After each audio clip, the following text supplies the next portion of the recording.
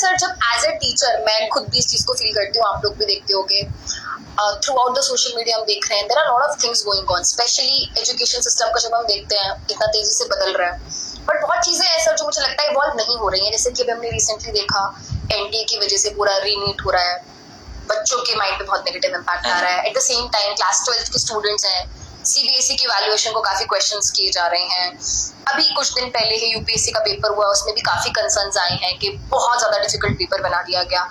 तो सर क्या ये ठीक है? हम किसी भी एज ग्रुप में जाके देखें, स्टूडेंट हर एज ग्रुप के हैं और हर स्टूडेंट से जब भी बात करते हैं बच्चा बहुत पैनिक में है, एंजाइटी में है, स्ट्रेस में है, और कई बार सर बच्चा हार जाता है, गलत कदम उठाता है।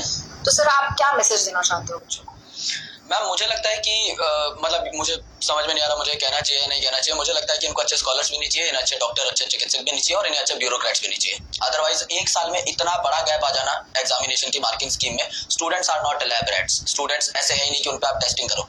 एक ऐसा एग्जाम जो 20-22 लाख बच्चे देते हैं, उसमें आप अचानक से एक नई मार्किंग स्कीम इंट्रोड्यूस कराते हो जिसका आपने बीटा फेज भी टेस्ट नहीं किया। तो जब सब कुछ सही जा रहा था तो पहली बात ये इनोवेशन आई क्यों, और अगर आई तो ठीक से क्यों नहीं आई। उन बच्चों पे जब वो फीस भर रहे हैं तो उनकी 2-2 ढाई-ढाई लाख रुपए फीस दिखा रहा है रीचेकिंग की, एक बच्चे की 10 लाख फीस दिखा रहा है रीचेकिंग की।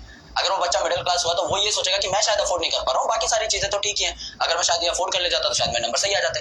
यूपीएससी का पेपर आया, ऐसा पेपर बना है जो कि एकदम ही आउट ऑफ द बॉक्स है। There are a lot of my friends who are giving UPSC attempts, वो कह रहे हैं कि यार मेरा तो लास्ट अटेम्प्ट बचा हुआ था, और उस लास्ट अटेम्प्ट में बच्चे ऐसे फंस गए 70-80 नंबर भी नहीं आ रहे। अब कट ऑफ कैसी होगी कैसी नहीं होगी, जब तक यूपीएससी का रिजल्ट नहीं आ जाएगा तब तक they will be in discrepancies, तब तक वो सिर्फ ओपिनियंस ले सकते हैं और अपने आप को बस एक कमरे में कैद कर सकते हैं ना, अगला अटेम्प्ट देने का उनका मन करेगा। इतना अचानक से शिफ्ट आ गया है।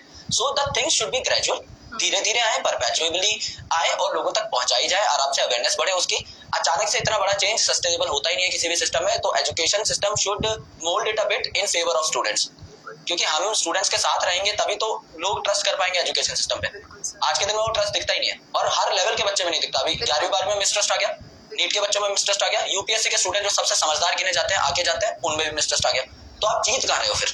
छोटे से बड़े लेवल तक तो आप बच्चे का फेल हो। मैं देखती हूँ जो बच्चे जॉब के लिए पेपर देते हैं वहां पर भी सर ये स्कैम। एग्जैक्टली, एसएससी में हुआ था लास्ट टाइम। अब बच्चे की तो होप ही टूट जाएगी। कई ऐसे बच्चे जो अपने माँ बाप की आखिरी उम्मीद है कि भाई इस बच्चे की नौकरी लग जाए, ये हमारे परिवार की स्थिति बदलेगा। वो बच्चा खुद सड़क पे बैठा हुआ धरना दे रहा है और वो सही धरना दे रहा है, उसका हक है वो, लेकिन धरना देने की जरूरत क्यों पड़ रही है? पंगा ये है आप as a system you have a complete accountability कि आप जो कर रहे हो उसके लिए यू शुड बी अकाउंटेबल।